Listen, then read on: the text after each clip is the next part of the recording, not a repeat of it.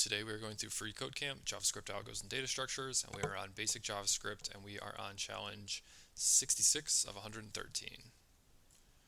So we are going to be using comparison with the greater than or equal to operator. So this is just like the last challenge we did with the greater than operator. This one is simply adding an equal to check to it as well. So as you can see, it's the greater than sign and an equal sign. So the greater than or equal to operator, it compares two numbers. If the value to the left is greater than or equal to, the only difference from the last challenge, the number on the right, it'll return true, otherwise false.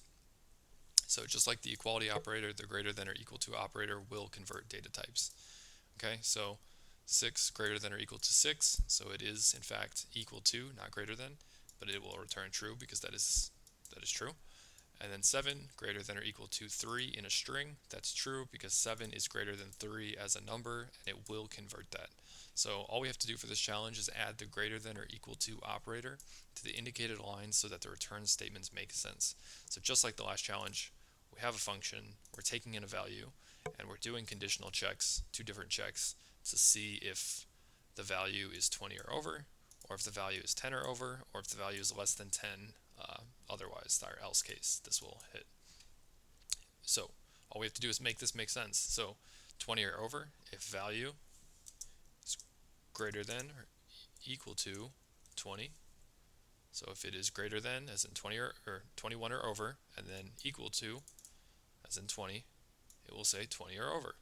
If the value is greater than or equal to 10, these need to be next to each other. Next to each other with no space. If the value is greater than or equal to 10, it'll return 10 or over. If none of these checks, these conditionals, meet the condition, as in enter the code block, then we will simply return 10 or less, because that is the only remaining option that would make sense. And if we run the tests, that's it. That's all we had to do for this one. These next few challenges are going to be pretty similar. But yeah, hope to see you in the next one.